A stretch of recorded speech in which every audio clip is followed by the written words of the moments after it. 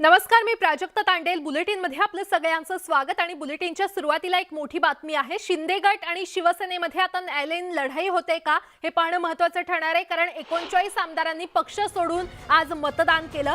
पक्षाचा व्हीप मोडल्याचा आमदारांवर आता ठपका ठेवण्यात आलेला आहे.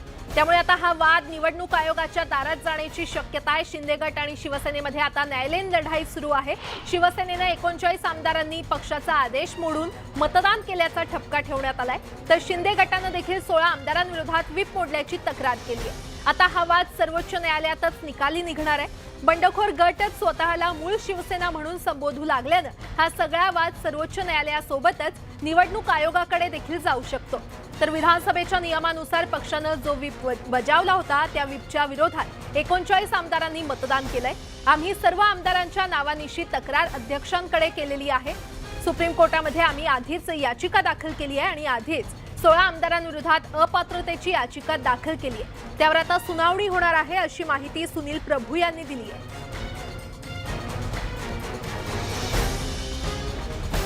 अधिक माहिती देत आहेत आमचे प्रतिनिधी उदय जाधव आपल्यासोबत जोडले गेलेले आहेत. उदय, खरं तर आपण शिंदे गट आणि शिवसेनेची ही न्यायालयीन लढाई पाहतोय आणि आता हाच वाद निवडणूक आयोगाच्या दारात देखील जाण्याची शक्यता आहे. काय सविस्तर तपशील? आपण आज बघितलंय की विधानसभा अध्यक्षांची निवडणूक होती विधानसभेमध्ये आणि त्या निवडणूक देखील पार पडली आणि त्यानंतर नवनिर्वाचित जे विधानसभेचे अध्यक्ष आहेत ॲडव्होकेट राहुल नार्वेकर यांच्याकडे शिवसेनेच्या गटाने म्हणजे सुनील प्रभू हे जे प्रतोद आहेत त्यांनी देखील तक्रार दाखल केली आणि शिवसेनेचे एकनाथ शिंदे गट जो आहे त्यांनी देखील तक्रार दाखल केलेली आहे.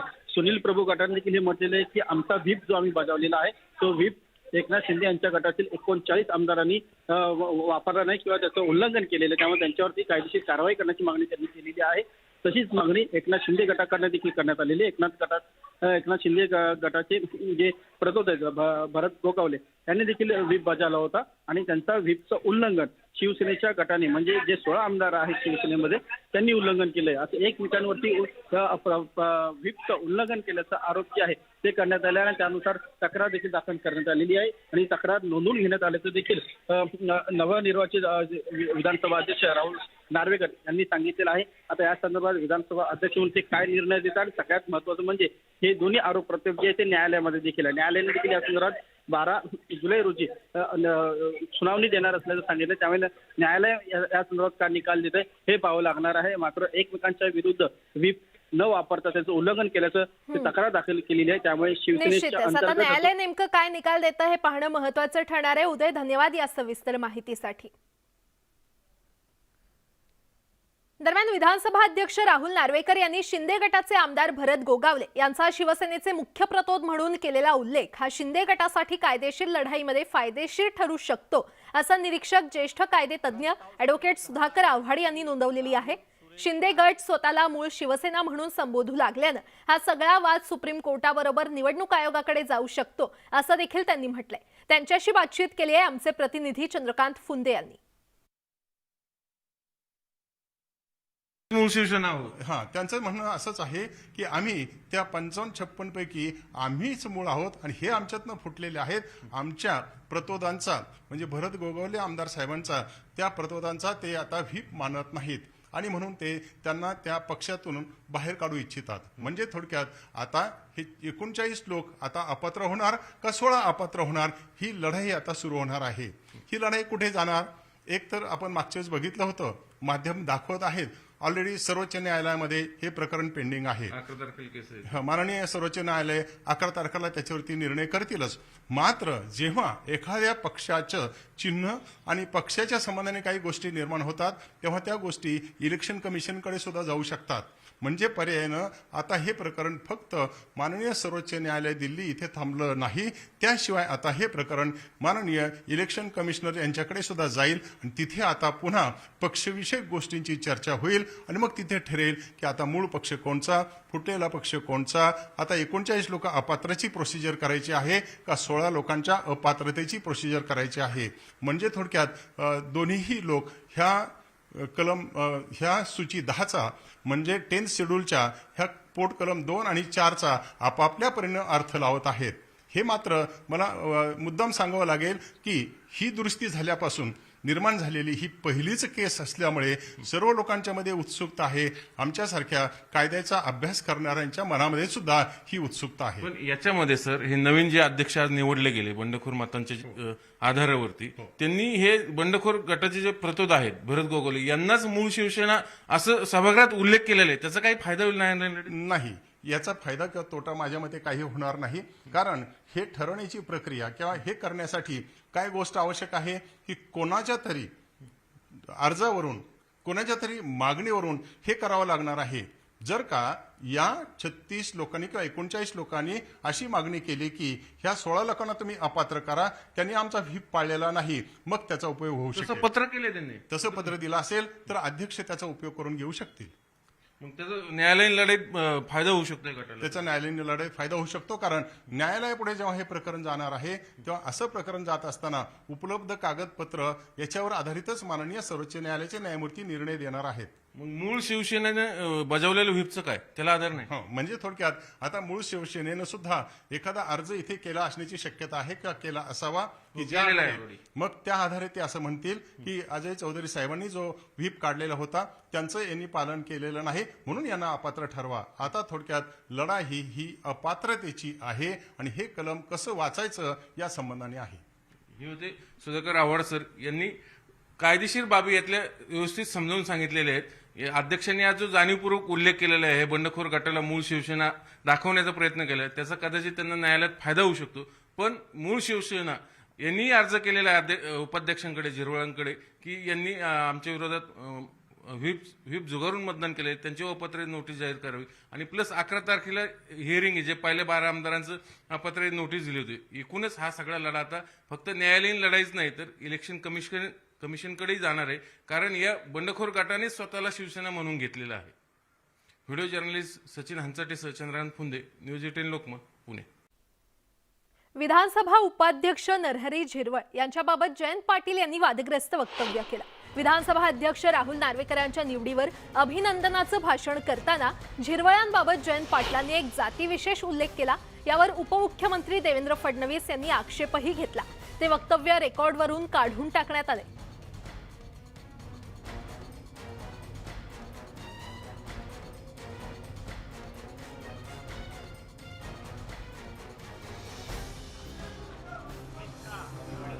विधानसभेचा पहिला दिवस गाजला तो नव्या अध्यक्षांची निवड आणि जयंत पाटलांच्या वादग्रस्त वक्तव्यानं. नरहरी झिरवळ यांच्याबाबत जयंत पाटलांनी केलेल्या जातीवाचक वक्तव्यामुळे काही नेत्यांचा संताप झाला. त्यांनी नरहरी झिरवळ साहेबांचा उल्लेख करताना आदिवासी असा केला, म्हणजे ह्यांच्या डोक्यातला जातीयवाद आजही संपत नाही.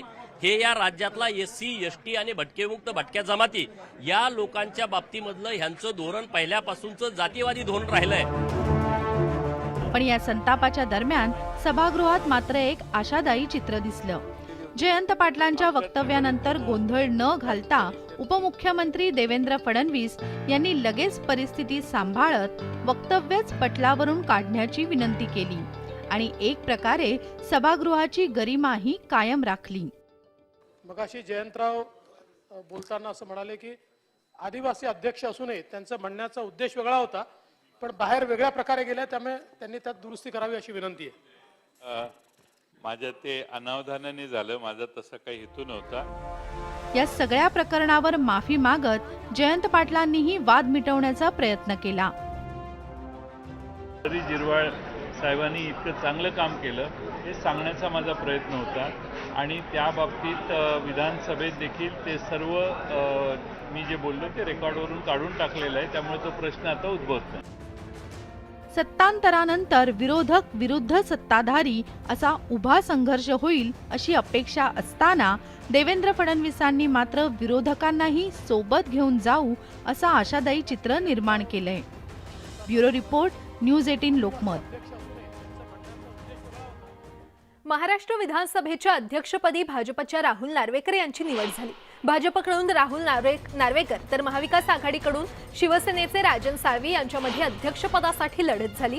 शिरगणतीद्वारे विधानसभा अध्यक्षपदासाठी मतमोजणी झाली. यावेळी झालेल्या मतदानात नार्वेकरांना शिंदे गट, भाजप आणि अपक्ष अशी एकूण 164 मतं मिळाली.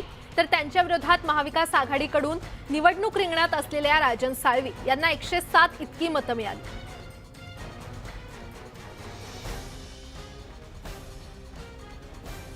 दरम्यान यावेळी एकूण संख्याबळ किती होतं आपण ते ग्राफिक्सच्या माध्यमातून पाहूया. 288 इतकं एकूण संख्याबळ होतं. मतदान केलेल्या आमदारांची एकूण संख्या ही 271 इतकी आहे. राहुल नार्वेकर यांना 164 मतं मिळाली तर राजन साळवी यांना 107 मतं मिळाली. राष्ट्रवादीचे 2 आमदार जेलमध्ये असल्यामुळे संख्याबळ हे 286 इतकं झालं तर रमेश लटके यांचं निधन झालंय आणि त्यामुळे 285 इतकं संख्याबळ झालं. सपाचे 2 आमदार हे तटस्थ राहिले आणि एमआयएमचे देखील 2 आमदार हे तटस्थ राहिल्यामुळे 281 इतकी मतं झाली. त्यानंतर भाजपचे 2 आजारी आमदार हे गैरहजर होते त्यामुळे 279 इतकी संख्या झाली. त्यानंतर काँग्रेसचा 1 आमदार हा गैरहजर होता. राष्ट्रवादीचे 5 आमदार गैरहजर असल्यानं तसंच नरहरी झिरवळ पीठासीन अधिकारी असल्यानं 272 इतकं हे संख्याबळ झालं.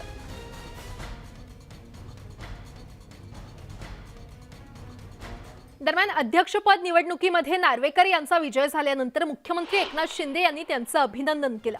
मुख्यमंत्री म्हणून विधिमंडळातील पहिल्याच भाषणात बोलताना त्यांनी विरोधकांना जोरदार प्रत्युत्तर दिलं. बाळासाहेबांचे विचार पुढे घेऊन आम्ही निघालो आहोत. आपल्यासोबत आलेले आमदार हे स्वखुशीनं आले असून हिंदुत्वासाठी सत्तेतून पायउतार झाल्याची नोंद देशातील जनता ठेवेल असं त्यांनी म्हटलं.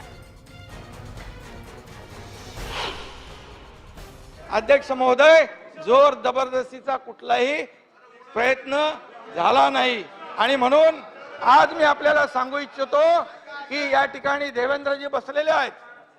115 लोक त्यांच्याकडे होते. 115 लोक त्यांच्याकडे, माझ्याकडे 50 लोक असताना आज त्यांनी मनाचा मोठेपणा दाखवून या ठिकाणी मुख्यमंत्री पदाला मला समर्थन दिलं. राज्यातील गोरगरीब जनता, शेतकरी, शेतमजूर, कष्टकरी, कामगार, आदिवासी आणि दुर्बल घटकांच्या जिव्हाळ्याचे प्रश्न आपल्या माध्यमातून सुटतील अशी अपेक्षा आहे. त्याचबरोबर या सदनातील आम्हा सर्व सन्माननीय सदस्यांना प्राप्त झालेले विशेष अधिकार, विशेष हक्क आपल्या माध्यमातून जोपासले जातील, जतन केले जातील. अध्यक्ष महोदय, लोकशाहीमध्ये सर्वसामान्य जनतेची कामं व राज्याचा विकास करीत असताना आपल्या जगन्नाथाच्या रथाची सत्तारूढ व विरोधी अशी दोन्ही चाकं समांतर रेषेतून चालवायची असतात. या सभागृहातील उपस्थित असणारे होणारे अनेक प्रश्न व समस्या आपल्या न्याय निर्णयातून सुटणार आहेत.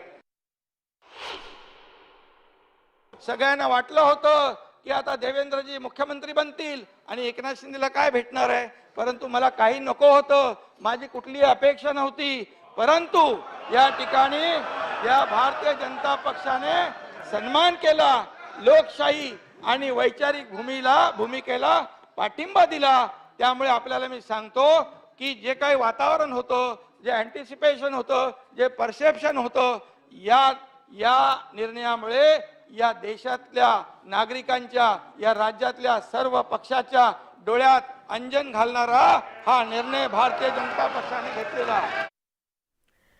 दरम्यान नार्वेकर यांची अध्यक्षपदी निवड करून राज्यानं एक नवा विक्रम प्रस्थापित केल्याचं उपमुख्यमंत्री देवेंद्र फडणवीस यांनी सांगितलं. कायद्याचा निष्णात माहिती असलेला अध्यक्ष लाभल्याचं कौतुक देखील त्यांनी केलं. अध्यक्षाची भूमिका ही न्यायमूर्तीसारखी असते आणि त्यामुळे महाराष्ट्रानं नवीन रेकॉर्ड केला असं देखील देवेंद्र फडणवीस यांनी यावेळी म्हटलं.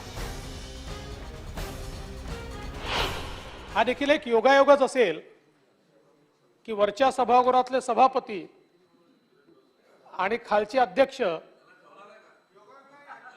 यांचं नातं हे सासरे आणि जावयाचं आहे. तसं पण पु ल देशपांडे असं म्हणतात की जावय आणि सासऱ्याचं एकमत होणं कठीण आहे. आणि त्या जावयाचा उल्लेख असा करतात की जावई म्हणजे सासऱ्याच्या पत्रिकेतला दशमग्रह आहे. पण असं नाहीये, त्याचं प्रेम आहे सासऱ्यांवर, तुम्ही काळजी करू नका.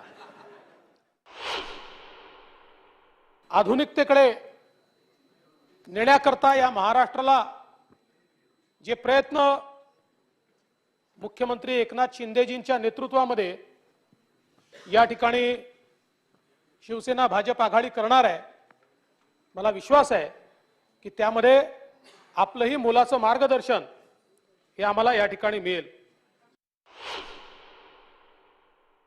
आज महाराष्ट्राने एक नवीन रेकॉर्ड देखील केला आहे. सन्माननीय अध्यक्ष ॲडव्होकेट राहुल नार्वेकर हे महाराष्ट्राच्या इतिहासातील तर सर्वात तरुण अध्यक्ष आहेतच, पण देशाच्याही इतिहासातील सर्वात तरुण अध्यक्ष वय विचारायचं नसतं. तर नेहमीप्रमाणे आपल्या कोपरखळ्यांसाठी प्रसिद्ध असलेल्या अजितदादांनी आजही सभागृहात तुफान फटकेबाजी केली. अजित पवारांनी आपल्या भाषणादरम्यान नार्वेकरांचं कौतुक करताना त्यांना टोले देखील लगावले. नव्या सरकारमध्ये सेनेतून गेलेल्या किती जणांना मंत्रीपद मिळणार आहेत असं म्हणत शिंदे समर्थकांना डिवचण्याचा प्रयत्न देखील त्यांनी केला. एका गोष्टीचं मला मनापासूनचं कौतुक आहे. राहुल नार्वेकर साहेब कुठल्याही पक्षामध्ये गेले तर त्या पक्षाच्या नेतृत्वाच्या इतके जवळ जातात. म्हणजे आदित्य ठाकरेंना त्यांनी एकदम आपलंसं करून टाकलं, नंतर आमच्यात आल्यावर मला आपलंसं करून टाकलं, आता तिकडे गेल्यावर देवेंद्रजींना आपलंसं करून टाकलं. हायगाई कुठली ठेवली नाही. आता शिंदे साहेब तुम्हाला आपलंसं करून घ्या, नाही तर काही खरं नाही तुमचं. मग कारण तुम्ही अनेक वर्ष बरेच जण काम करतायत, परंतु जे तुम्हाला कुणालाही जमलं नाही, मुनगंटीवार साहेब, शेलार साहेब, महाजन साहेब, ते आमच्या राहुल नार्वेकर साहेबांनी 3 वर्षामध्ये करून दाखवलं. हा प्रश्न निश्चितपणे एक कौतुकाचा आहे. भाजपच्या अनेकांच्या मनात मी तुम्हाला सुचवलं होतं तुम्हाला की त्यांना अध्यक्ष करा म्हणून. हा विचार म्हणूनच त्यांनी आठवण करून दिली. म्हणलं काय बडबड करायची, तिथं बसून करावी. किती तास, किती मिनिटं, किती सेकंद, किती वर्ष सगळं सांगू द्या. सन्माननीय राहुल नार्वेकर साहेबांच्या बद्दल सांगायचं म्हटलं तर आत्ता ज्याचा उल्लेख झाला, आमच्या विधान परिषदेचे सभापती सन्माननीय रामराजे नाईक निंबाळकर साहेबांचे ते जावई, त्यामुळे आमचे इथे जावईच आहेत. आजपर्यंत आम्ही जावई हट्ट पुरवत आलेलो आहे. यापुढे जावयांनी आमचा हट्ट पुरवायचा हे लक्षामध्ये ठेवा. परतफेड करावी लागेल, कारण सासरच्या पक्षावर अन्याय होणार नाही याची काळजी कृपा करून राहुल नार्वेकर साहेब आपण त्या ठिकाणी घ्या. आधी त्याच्यामध्ये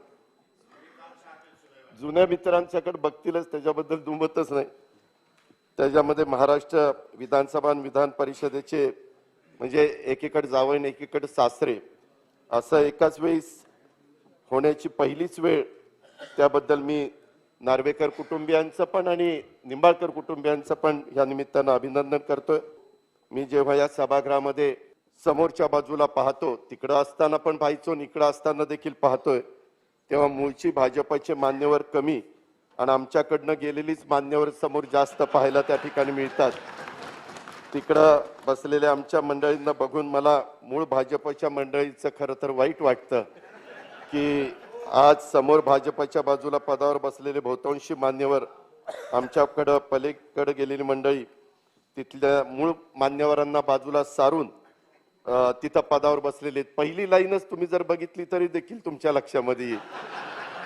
गणेश नाईक साहेब, बाबनराव पाचपुते साहेब, राधाकृष्ण विखे पाटील साहेब, असे उदय उदय उदय उदय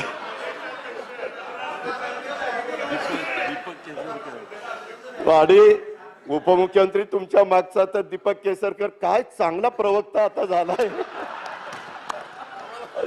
म्हणजे त्यावेळेस आम्ही शिकवलेलं कुठं वाया गेलं नाही. मित्रांनो, गमतीचा भाग जाऊ दे, परंतु एकंदरीतच अशा प्रकारचं चित्र आपल्याला सगळ्यांना पाहायला मिळतं. ज्यावेळेस आम्हाला म्हणजे आम्ही पण सगळेजण देवेंद्र फडणवीस साहेब ज्यावेळेस टीव्हीला बोलत होते आणि त्यावेळेस त्यांनी सांगितलं की आता मुख्यमंत्री पदाची जबाबदारी एकनाथराव शिंदे घेतील. असा पिन ड्रॉप सायलेन्स झाला, कितीतरी भाजपची रडायलाच लागली, धाडा धाडा धाडा धाडा. कुणाला काही कळेनाच काय, म्हणजे सगळ्या महाराष्ट्रालाच तो शॉक होता. नाही, गिरीश तर अजून त्याचं रडणं बंदच होईना. ते फेटा बांधायला दिला तर तो फेटा सोडतो, डोळ्याला डोळ्याचं पाणी पुसण्याकरता तो तसं सारखं करतोय. खऱ्या अर्थाने त्याला इतकं वाईट वाटले, पण आता काय करता. आम्हाला एक वेगळी अपेक्षा होती की सभागृहामध्ये सगळं बघत असताना आज कुणी काही म्हटलं तरी सगळ्यांच्या मनामध्ये धाकधूक धाकधूक धाकधूक आहेच. आज भाजपचे 105 आमदार, खरंच तुम्ही तुमच्या सद्विवेक बुद्धीला स्मरून विचारा की बाबा आपल्याला समाधान झालंय काय हे जे काही घडलंय त्याच्यात. नाही, दादा तुम्ही बाकडं वाजू नका. तुमचं मंत्रिपदच येईल का नाही सांगता येत नाही. त्याच्यामुळे कुठं आता बाकडं वाजवत आहे. आणि आमच्या शिवसेनेतनं पण गेलेले 40-39 आहेत. आता किती लोकांना मंत्रिपद मिळणार आहेत, सगळ्यांना वाटतंय मिळेल मिळेल मिळेल, परंतु आता मला सांगता येत नाही काय होईल ते. परंतु माझे एकनाथराव शिंदे आपण एकत्रपणे काम केलेलं आहे. कशामुळे घडलं काय घडलं, खरं तर तुम्ही नुसतं माझ्या कानात सांगितलं असताना, अजित जरा उद्धवजींना सांग की आता मला द्या, 2.5 वर्ष झालीत, तर मी सांगून आम्हीच तुम्हाला तिथं बसवलं असतं, काय प्रॉब्लेमच आला नसता, काहीच प्रॉब्लेम आला नसता. आदित्य, काय प्रॉब्लेम आला नसता ना. निवडणूक पार पडताना आणि निवडणूक पार पडल्यावर सभागृहात अनेक किस्से घडले. कुणी मतमोजणी करताना अडखळलं, तर कुणी एकमेकांना कोपरखळ्या लगावल्या. पण या सर्वात मात्र आता चर्चा आहे ती कान गोष्टीची. अजित पवार, सुधीर मुनगंटीवार आणि आदित्य ठाकरेंनी सांग माझ्या कानात म्हणत कानगोष्टी सांगितल्या.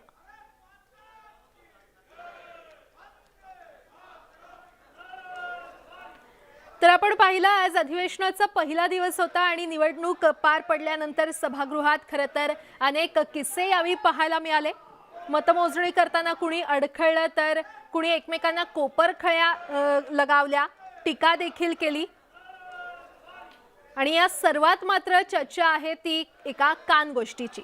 अजित पवार, सुधीर मुनगंटीवार आणि आदित्य ठाकरे यांनी एकमेकांना मिश्किलपणे खरं तर टोले लगावले आणि त्याचीच चर्चा आता सुरू झालेली आहे. माझे एकनाथराव शिंदे आपण एकत्रपणे काम केलेलं आहे. कशामुळे घडलं काय घडलं, खरं तर तुम्ही नुसतं माझ्या कानात सांगितलं असताना, अजित जरा उद्धवजींना सांग की आता मला द्या, 2.5 वर्ष झालीत, तर मी सांगून आम्हीच तुम्हाला तिथं बसवलं असतं, काय प्रॉब्लेमच आला नसता, काहीच प्रॉब्लेम आला नसता. आदित्य, काय प्रॉब्लेम आला नसता ना. दादा, तुम्ही म्हणाले की मुख्यमंत्र्यांनी तुमच्या कानात सांगितलं असतं, तर तेव्हाच आपण फुमंतर जंतर मंतर केलं असतं. पण त्यांची चूक झाली. पण तुम्हाला आयुष्यात असं कधी वाटेल तर आमच्या कानात मात्र निश्चित सांगा, एवढं मी तुम्हाला सांगतोय. खरं तर हे नाही, या अगोदर सांगितलं होतं, पण ते तेव्हा जमलं नाही. 23 नोव्हेंबर, जयंतराव बरोबर आहे. जयंतरावांच्या कानात मात्र कधीच सांगू नका, त्यांच्या कानात सांगितलेला धोका आहे. सुधीर भाऊ, मी आपल्याला पहिलं तर एक सांगू इच्छितो की जेव्हा आपण म्हणाल की कानात सांगायला पाहिजे होतं, आज खरं तर त्यावेळी आम्ही फडणवीस साहेबांच्या जे कानात सांगितलेलं तसं जर ऐकलं असतं तर ही परिस्थिती 2.5 वर्षापूर्वीच दिसली असती. असो, आणि आज कदाचित पलटी पण झाली असती परिस्थिती.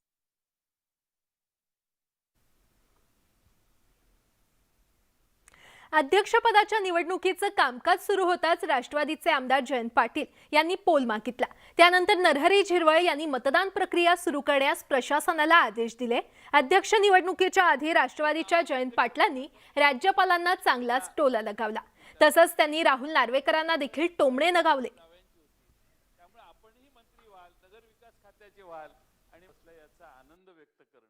ज्या ठिकाणी बसलेला तिथं आपल्याला पाठवू नये म्हणून मुख्यमंत्री किंवा उपमुख्यमंत्री जे होतात त्यांच्या समोर शक्यतो सुधीर मुनगंटीवार साहेबांच्या सारखी लोक शक्यतो त्या 2-3 दिवसात जात नाहीत. आपलं नाव अध्यक्ष पदासाठी घेऊ नये हाच प्रयत्न सगळ्यांचा असतो, कारण प्रत्येकाला मंत्री व्हायचं असतं आणि आपल्यालाही मंत्री आपण व्हाल अशी आम्हाला खात्री होती, कारण सगळ्यांच्यात जास्त काळजी आम्हाला जावयांची होती.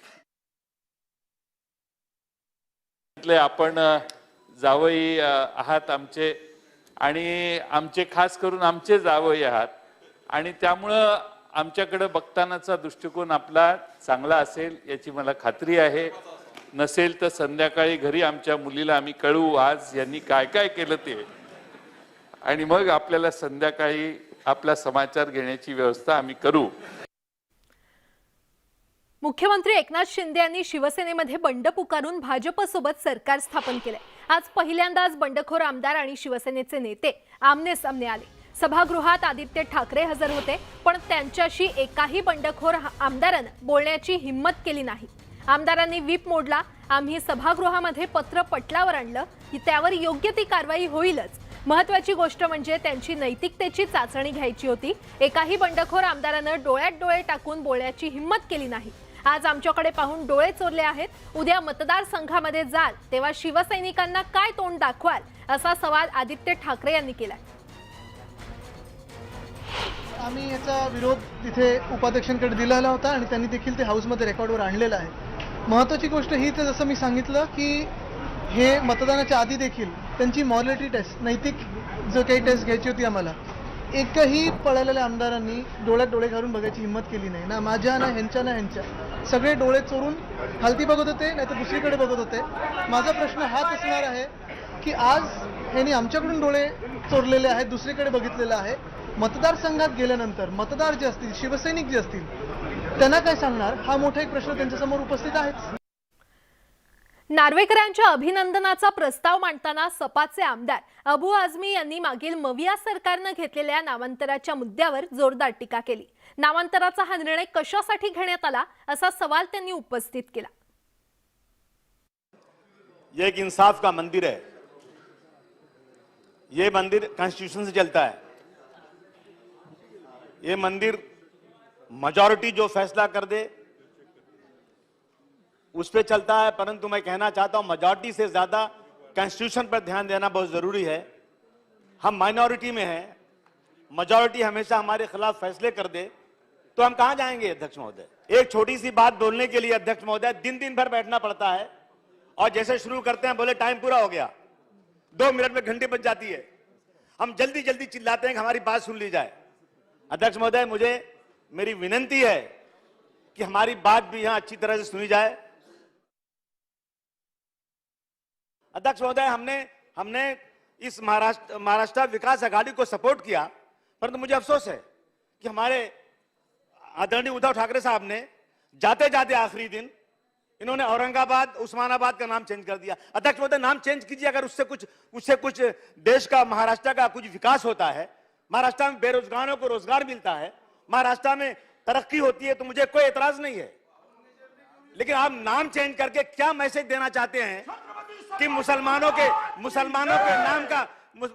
के नाम को हटा करके क्या मैसेज क्या देना चाहते हैं अध्यक्ष महोदय. अरे मैं कहता हूं कि पुराने शहरों के नाम बदलने से क्या होगा, नया कोई शहर बसाओ तो कोई बात बने. यासोबतच बुलेटिनमध्ये एक छोटासा ब्रेक. पाहत रहा न्यूज 18 लोकमत.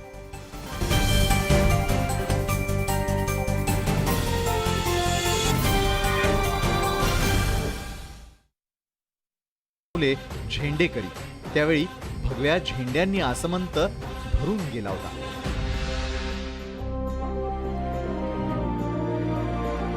ध्वजधाऱ्यांनंतर तुळशी वृंदावन घेतलेल्या माऊली धावू लागल्या. पालखीत वारकऱ्यांना पाणी पुरवणाऱ्या हंडाधारी महिलाही या रिंगणात पळाल्या. रिंगणात पळाल्यानं शरीरातील सगळे दोष दूर होतात अशी श्रद्धा आहे.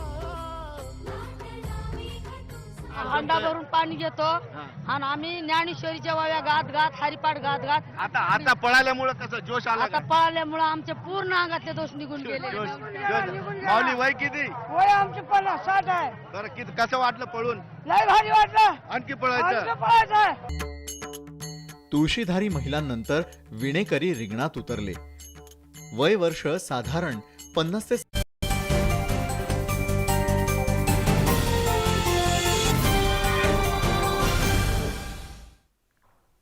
ब्रेक नंतर आपलं पुन्हा एकदा स्वागत. वळूयात पुढच्या बातमीकडे. बंडखोरांनी सत्तांतर केल्यानंतर शिवसेनेचं नेतृत्व आता सावध झालंय.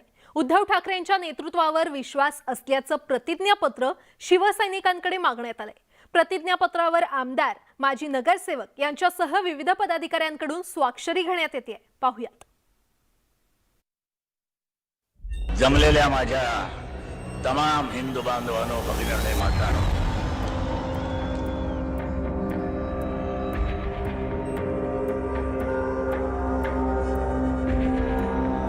आमदारांच्या बंडानंतर शिवसेनेत निष्ठा आणि निष्ठावंत यांची अग्निपरीक्षा सुरू झाली आहे. पक्षातला संशय कल्लोळ थांबवण्यासाठी आता प्रतिज्ञापत्राचा आधार घेतला जातोय. बंडाचा झेंडा आणखी कुणी हाती घेऊ नये यासाठी खबरदारी घेतली जाते. बंडखोर आमदारांना शिवसेनेच्या शाखा स्तरावरून पाठिंबा मिळू नये यासाठी पावलं टाकली जात आहेत. सैनिकांना एकनिष्ठतेची शपथ देणार आहात का किंवा तशा पद्धतीचं काही पत्रक काढणार आहात का? कोण? शिवसेनेकडून चर्चाशिवाय. मला चर्चेविषयी माहीत नाही. शिवसैनिक एकनिष्ठच असतो. शिवसेनेत बंडाळी माजू नये यासाठी प्रतिज्ञापत्राच्या माध्यमातून पावलं टाकली जात आहेत. प्रतिज्ञापत्रातील मजकुरात माझी शिवसेना पक्षाच्या घटनेवर पूर्ण निष्ठा आणि श्रद्धा आहे असं नमूद करण्यात आलंय. शिवसेना प्रमुख बाळासाहेब ठाकरे यांनी घालून दिलेले आदर्श आणि तत्वांवर अढळ निष्ठा आहे. पक्षप्रमुख उद्धव ठाकरे यांच्या नेतृत्वावर अढळ विश्वास असून त्यांना माझा बिनशर्त पाठिंबा आहे. उद्धव ठाकरे यांच्या प्रती पूर्ण निष्ठा व्यक्त करतोय. शिवसेनेची उद्दिष्ट पूर्ण करण्यासाठी मी सदैव कार्यरत राहीन अशी ग्वाही देतो असं या प्रतिज्ञापत्रात नमूद करण्यात आलंय. मात्र अरविंद सावंत यांनी प्रतिज्ञापत्राची चर्चा नाकारली आहे. शिवसैनिक इतका निष्ठावंत आहे, त्याच्यावर विश्वास हा शब्द सुद्धा येत नाही. कारण तो जीवाचं रान करतो शिवसेनेसाठी, जीवाचं रान करतो वंदनीय हिंदू हृदय सम्राट शिवसेना प्रमुख बाळासाहेब ठाकरे यांच्या विचारांशी काम करण्याची, आणि आदरणीय पक्षप्रमुख उद्धवजी ठाकरे यांच्या सोबत तो ठामपणे उभा आहे. 2005 मध्ये नारायण राणेंच्या बंडानंतर पक्षाच्या शाखा शिवसेनेच्या नावे करण्यात आल्या होत्या. आता एकनाथ शिंदेंच्या बंडानंतर प्रतिज्ञापत्राची चर्चा सुरू झाली आहे. शिवसेनेनं प्रतिज्ञापत्राचा मुद्दा नाकारला असला तरी चर्चा मात्र थांबताना दिसत नाही. विशाल पाटीलसह स्वाती लोखंडे, न्यूज 18 लोकमत, मुंबई. शिवसेना आणि शिंदे गटात आता कायदेशीर लढाई सुरू झाली आहे. शिवसेनेच्या नोटिशीला उत्तर दिलं जाणार असल्याचं दीपक केसरकर यांनी स्पष्ट केलंय. तर पक्षविरोधी कारवाई केल्यानं एकनाथ शिंदेंची शिवसेना नेतेपदावरून हकालपट्टी करण्यात आली आहे.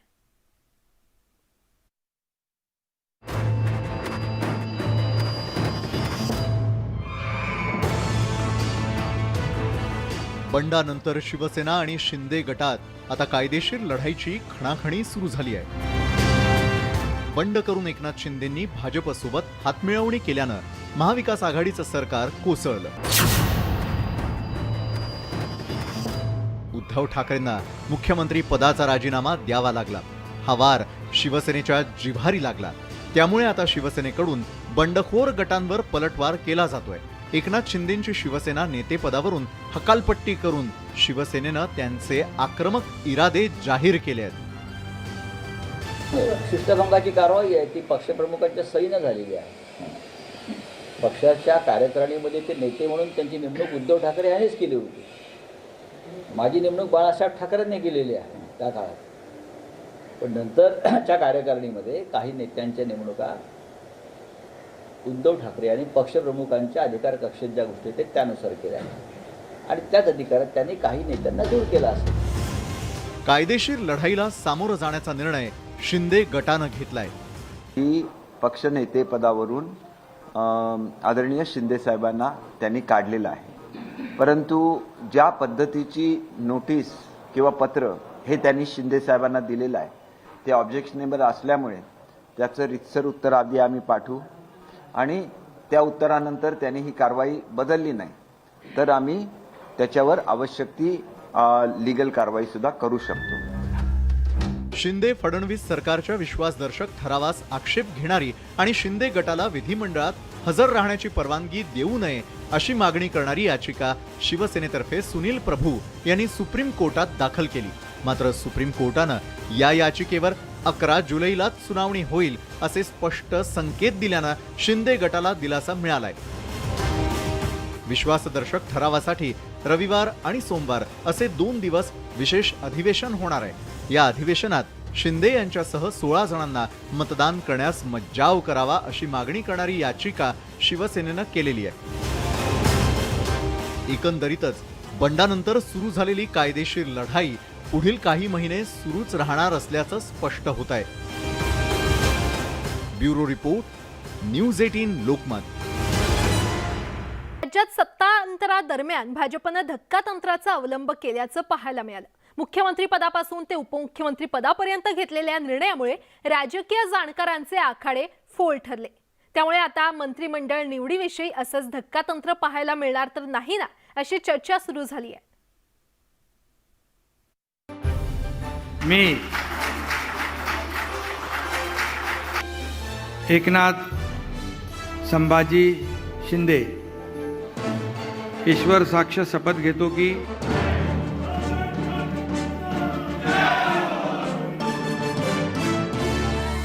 राज्यातील ठाकरे सरकार पायउतार झाल्यानंतर भाजप आणि शिंदे गटानं पर्यायी सरकार स्थापनेसाठी राज्यपालांकडे दावा केला. मात्र राज्यात शिंदे सरकारच्या स्थापनेपासून भाजपकडून सातत्यानं धक्कातंत्राचा अवलंब केला जात असल्याचं पाहायला मिळतंय. त्याची सुरुवात मुख्यमंत्री पदाच्या घोषणेपासूनच झाली.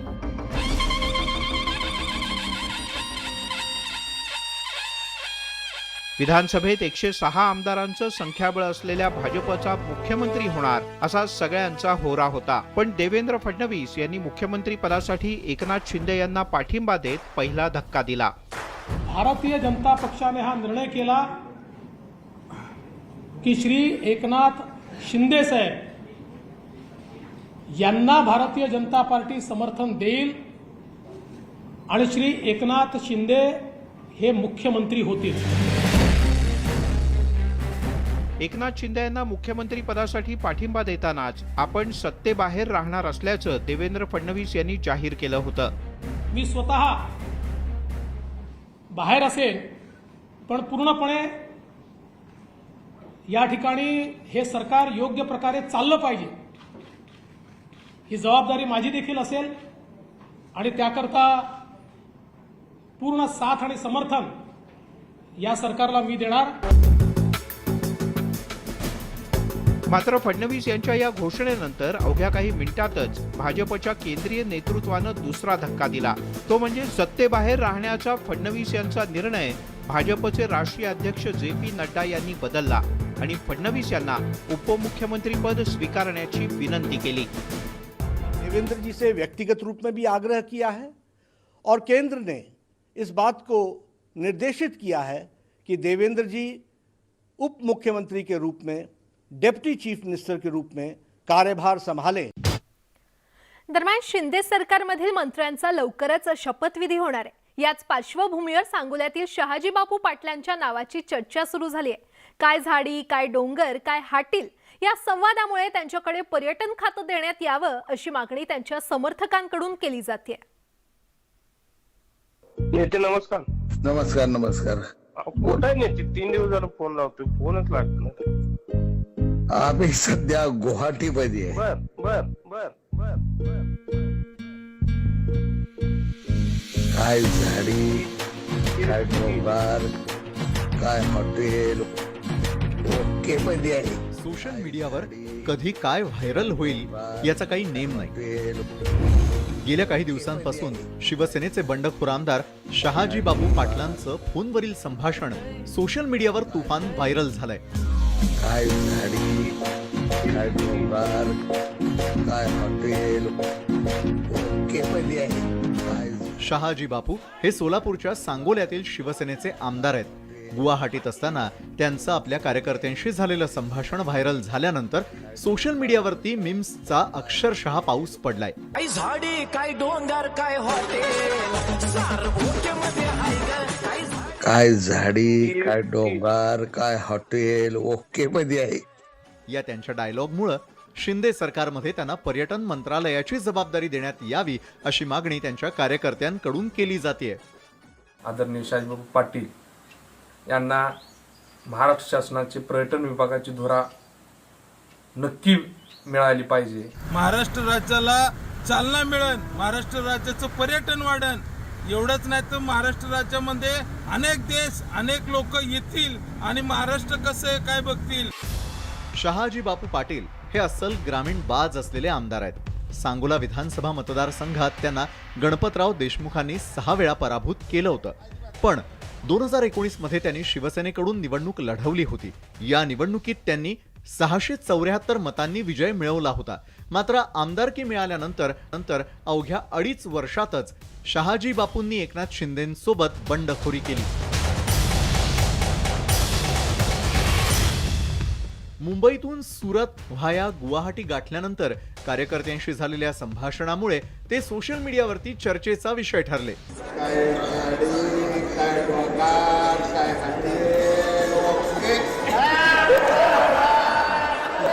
शिंदे सरकार सत्तेत आल्यानंतर आता लवकरच मंत्रिमंडळ विस्तार होणार असून या पार्श्वभूमीवर शहाजी बापूंना पर्यटन मंत्री करण्याची मागणी लागली आहे. Bureau report, news 18 Lokmat. Shinde गटातल्या आमदारांची एकदम ओके मध्ये भ्रमंती सुरू होती. सत्ता संघर्षात काय झाडी आणि काय डोंगारनं धमाल उडवून दिली होती. आता सर्व आमदार मंडळी मुंबईत आहेत. इथे त्यांना समुद्र दिसणार आहे, तेही एकदम ओके मध्ये.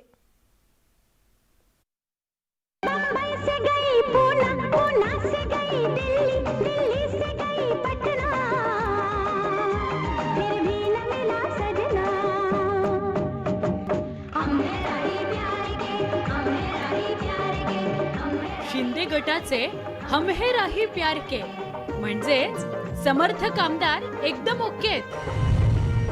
मुंबई ते सुरत, सुरत ते गुवाहाटी, गुवाहाटी ते गोवा आणि आता गोवा ते मुंबई असा प्रवास करतायत. आमदार शहाजी पाटील तर एकदम फॉर्मात आहेत. गुवाहाटीतलं निसर्ग सौंदर्य पाहून रांगडा गडी असलेल्या पाटलांची प्रतिभाच बहरली की काय झाडी, काय डोंगर, काय हॉटेल ओके मध्ये आहे. मोठं भ्रमण करून आमदार आता मुंबईतल्या ताज प्रेसिडेंट मध्ये पोहोचले. तिथून आता आमदारांना समुद्र एकदम ओके दिसणार आहे. आता सगळ्यांचं लक्ष लागलंय ते शहाजी पाटील यांच्या नव्या काव्य प्रतिभेकडे. काय झाडी, काय डोंगर, काय हॉटेल, सार ओके मध्ये आहे. Bureau report, news 18 Lokmat. आपल्या ग्रामीण शैलीसाठी प्रसिद्ध असणारे केंद्रीय रेल्वे राज्यमंत्री रावसाहेब दानवे यानं त्या कारणानं नेहमी चर्चेत असतात. आजही अशाच एका कृतीनं राज्याचे दाजी व्हायरल झालेत. भोकरदनमध्ये एका कार्यकर्त्याच्या लग्नात दानवेंनी हजेरी लावली. त्यावेळी त्यांचं वेगळं रूप पाहायला मिळालं. दानवेंनी चक्क मंगलाष्टक नव्हे तर अंतरपाठ देखील धरला. दानवेंचा हा व्हिडिओ सोशल मीडियावर सध्या व्हायरल झालाय.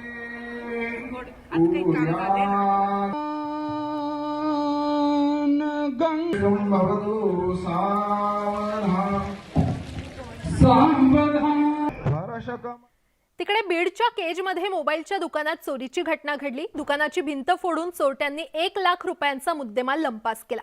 यावेळी चोर इथल्या सीसीटीव्ही कॅमेऱ्यात कैद झालेत.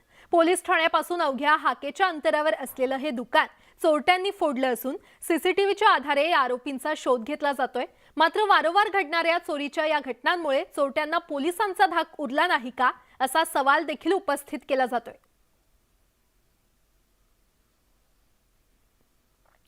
पाऊस पडावा यासाठी ग्रामस्थांनी महादेवाला साकडं घातलंय. हिंगोलीच्या कळमनुरीमध्ये हा प्रकार पाहायला मिळाला. पोत्रा इथल्या ग्रामस्थांसाठी घागरीतून पाणी आणत महादेवाच्या मंदिरात अभिषेक त्यांनी केला. या परिसरात पावसानं उघडीप दिल्यानं शेतकरी चिंतेत आहेत. अशात पवित्रेश्वर मंदिराच्या गाभाऱ्यात पूर्ण पाणी भरल्यानंतर या भागात पाऊस पडतो अशी आख्यायिका आहे. त्यामुळे इथल्या ग्रामस्थांनी महादेवाकडे पाऊस पडावा यासाठी प्रार्थना केली.